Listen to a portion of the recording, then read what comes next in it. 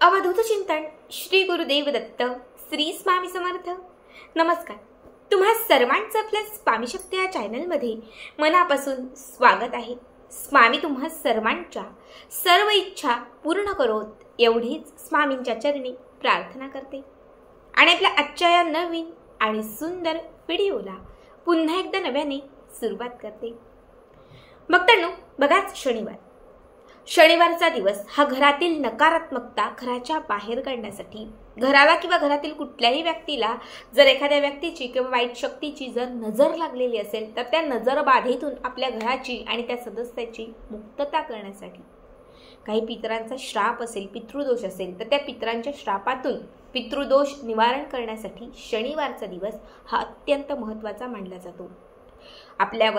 आपल्या घरातील कुठल्याही सदस्यावर जर कर्जाचा डोंगर झाला असेल, एक कर्ज फेडण्यासाठी दुसरं कर्ज घ्यावं लागत असेल, कर्ज वाढत चाललं असेल, कर्जाचा हप्ता फिटलाच जात नसेल, घरामध्ये दारिद्र्य वाढत चाललेलं आहे, तर हे कर्ज कुठेतरी कमी करण्यासाठी ही शनिवारचा उपाय हा सर्वात प्रभावी, सर्वात जालिम मानला जातो। बघा, तुम्ही अगदी लहानपणापासून बघितलं असेल किंवा अनुभवलं असेल, आपली आजी असेल, आई असेल, जेव्हाही आपल्याला काहीतरी नजर लागलेली आहे असं तिला वाटतं, आपण सतत आजारी पडतो, तेव्हा ती शनिवारच्या दिवशी आवर्जून आपल्यावरून उतारा करून काहीतरी उतरवते, घराच्या बाहेर फेकते। कारण या सगळ्या गोष्टींवरून जे उतारे आणि उपाय केले जातात ते शनिवारचा दिवस हा उपाय आणि उतारे करण्यासाठी सर्वात प्रभावी असतो। असं म्हटलं जातं की या दिवशी केलेला कुठलाच उपाय हा कधीच खाली हात जात नाही, तर तो आपल्याला काही ना काही लाभ देऊनच जातो। बघा, आजच्या व्हिडिओमध्ये मी तुम्हाला असेच काही विशेष महत्त्वाचे उपाय सांगणार आहे। जशी तुमची अडचण असेल, जसा तुमचा प्रॉब्लेम असेल, तर त्यानुसार तुम्हाला हे काही उपाय करायचे आहेत। आजच्या व्हिडिओमध्ये मी तुम्हाला मिठाचे उपाय सांगणार आहे। मीठ हे नकारात्मकता दूर करण्यासाठी, मीठ हे घरात सकारात्मकता आणण्यासाठी, मीठ हे अवलक्ष्मीला घराच्या बाहेर काढण्यासाठी आणि मीठ हे लक्ष्मीला प्रसन्न करण्यासाठी सर्वात प्रभावी असतं। बघा, मिठाचा उगम हा समुद्रातून झालेला आहे आणि माता लक्ष्मीचा उगम देखील समुद्रातून झालेला आहे, म्हणून मिठाला माता लक्ष्मीचं माहेरघर असंही म्हटलं जातं। मीठ असं आहे जे दारिद्र्य दूर करतं, नजरबाधा दूर करतं। मीठ ही अशी गोष्ट आहे ज्याने आपण धनलाभाचे जे योग असतात ते खेचून आणू शकतो आणि कर्जातून मुक्तता मिळू शकतो। बघा, आता पहिला उपाय जो आहे हा कर्जमुक्तीसाठीच मी तुम्हाला सांगणार आहे। या शनिवारी नाही जमला, तुम्ही पुढच्या शनिवारी हा उपाय केला तरीही चालेल, कुठल्याही शनिवारी करू शकता। यासाठी आपल्याला पांढऱ्या रुईच्या झाडाचं एक पान लागणार आहे। पांढरी रुई जी आपण शनिवारच्या दिवशी हनुमानांना अर्पण करतो, हीच पांढरी रुई। एक पान आपल्याला आपल्या घरी आणायचं आहे, पान स्वच्छ धुवायचं आहे, पांढऱ्या रुईच्या पानावर एक स्वस्तिक काढायचं आहे। समजा हे पान आहे, वरती छानपैकी असं एक स्वस्तिक काढा, 2 रेषा ओढा आणि स्वस्तिकाच्या खाली कर्जमुक्ती असं लिहा। कितीही मोठं कर्ज असेल, काही असेल, फक्त कर्जमुक्ती असं लिहा। आता हे जे पान आहे हे घराच्या दक्षिण दिशेला ठेवायचे आहे। आपल्या घराच्या आतमध्ये जो दक्षिण भाग असेल तिथे एक पाट चौरंग ठेवा, एक कापड अंथरा, त्याच्यावरती हे पान ठेवा आणि या पानाच्या वरती थोडंसं एक चिमूटभर बारीक मीठ ठेवा। ठीक आहे, वाटलेलं जे मीठ असतं या पानावर ठेवा। आता याच्यावरती आपल्याला एक दिवा लावायचा आहे, आणि दिव्यामध्ये तुम्हाला काळ्या मिठाचे, काळा नसेल तर मग जे सफेद मीठ आहे त्या सफेद मिठाचे 7 खडे घालायचे आहेत। प्रत्येक वेळी मिठाचा खडा घालत असताना हनुमान चालीसा म्हणायचा आहे आणि मिठाचा खडा अर्पण करायचा आहे। दुसरा मिठाचा खडा घ्यायचा, हनुमान चालीसा म्हणायचा, कर्जमुक्तीसाठी प्रार्थना करायची आणि त्यात तो अर्पण करायचा। असे 7ही मिठाचे खडे एक एक करत, अभिमंत्रित करत तुम्हाला त्या दिव्यात अर्पण करायचे आहेत आणि हा दिवा शनिवारी रात्रभर पेटता ठेवायचा आहे। दुसऱ्या दिवशी सगळ्यांच्या अगोदर उठा, सूर्यास्ताच्या अगोदर अगदी उठल्यानंतर सगळ्यात पहिले हा जो दिवा असेल, आता दिवा जो आहे तो शक्यतो मातीचाच तुम्हाला घ्यायचा आहे। दुसऱ्या दिवशी सकाळी उठलात की त्यानंतर हा जो दिवा आहे हा दिवा उचलायचा आहे, दिव्यासकट घातलेलं जे पान वगैरे आहे तेही उचलायचं आहे, घराच्या बाहेर तुम्हाला टाकायचं आहे। कारण रात्रभर जे कर्ज, नकारात्मकता सगळं काही त्यामध्ये, म्हणजे जे काही वाईट असेल ते सगळं काही त्यामध्ये शोषलं जाईल। त्यामुळे सकाळी सूर्योदयापूर्वी हे घराच्या बाहेर टाकून द्यायचं आणि त्यानंतर पुढचं स्नान करायचं। हा उपाय तुम्ही 1 शनिवार करा, 4 शनिवार करा, 7 करा, 11 करा, 21 करा, तुम्हाला हवे तेवढे करा। पण तुम्हाला इतकं खात्रीने सांगते की एका शनिवारमध्ये तुम्हाला 100% याचा अनुभव यायला सुरुवात होईल। आता पूर्णच येईल असं नाही, पण कुठेतरी तुम्हाला याचा रिझल्ट दिसायला लागेल। दुसरा उपाय जो आहे हा पितृदोष नष्ट करण्यासाठी आहे। बघा, पितरांच्या ऋणातून मुक्तता मिळण्यासाठी हा दुसरा उपाय। यासाठी काय करायचं, आपल्या घराच्या आजूबाजूला कुठेही शनिवारच्या दिवशी आपल्या घराच्या आजूबाजूला कुठेही पिंपळाचं झाड असेल तर त्या पिंपळाच्या झाडाजवळ एक दिवा घेऊन जायचा आणि त्याच्यासोबत एक मुठभर मीठ घेऊन जायचं. पिंपळाच्या झाडाखाली थोडंसं एका ठिकाणी एक मुठभर मीठ घालायचं आणि त्या मिठाच्या वरती हा दिवा ठेवायचा.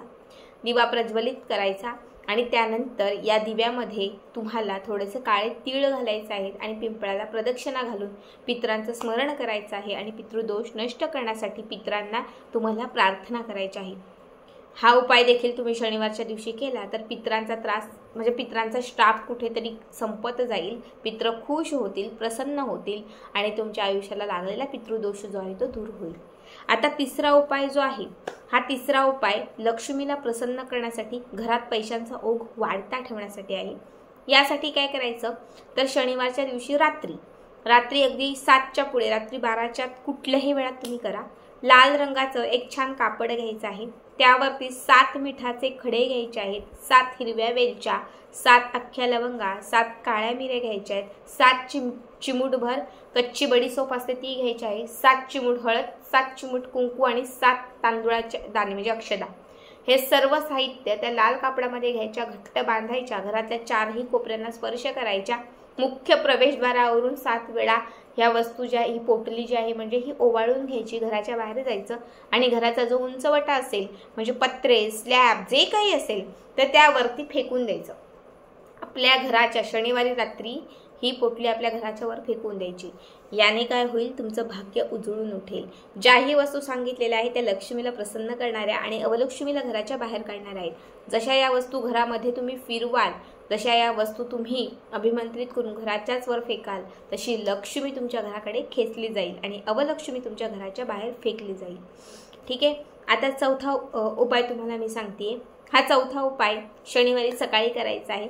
खूप इडापिडा, खूप बाधा, खूप त्रास होतोय, काहीतरी अंगात संचारत आहे असं वाटत असेल तर शनिवारच्या दिवशी सकाळीच थोडंसं एक चिमूटभर मीठ किंवा मिठाचे खडे अंघोळीच्या पाण्यात घालायचे आहेत, त्यामध्ये थोडं गोमूत्र गंगाजल घालायचं आहे आणि त्या पाण्याने स्नान करायचं आहे. याने तुम्हाला लागलेली नजर, वाईट शक्तींचा संचार सगळं थांबेल आणि हळूहळू तुम्हाला काय आजार असेल तर तोही दूर होईल. त्यानंतर जेव्हा तुम्ही शनिवारी फरशी पुसाल म्हणजे आपलं घर पुसाल, क्लीन कराल किंवा सारवाल तर जे काही तुम्ही कराल त्यामध्ये थोडंसं मीठ घालायचं आणि मीठ घातलेल्या पाण्यानेच आपली घराची फरशी जी आहे ती पुसायची.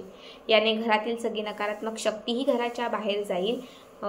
तसंच आपल्या घरामध्ये काही अशा शक्ती असतात ज्या लपून बसलेल्या असतात, असदृश्य असतात, तर या गोष्टीनंतर म्हणजे तुम्ही मीठ घालून जर त्याने फरशी पुसली तर अदृश्य असणाऱ्या शक्ती ज्या आहेत त्याही तुमच्या घराच्या बाहेर चालल्या जातील. यानंतरचा पुढचा जो उपाय आहे हा आहे आपल्या घरामध्ये नेहमीच सकारात्मकता आणण्यासाठी, घरातील प्रत्येक व्यक्तीच्या नशिबाला, कष्टाला, मेहनतीला नशिबाची साथ मिळवून देण्यासाठी, घरामध्ये खूप आजारपण येत असेल तर ते आजारपण दूर करण्यासाठी तुम्हाला हा शेवटचा उपाय करायचा आहे.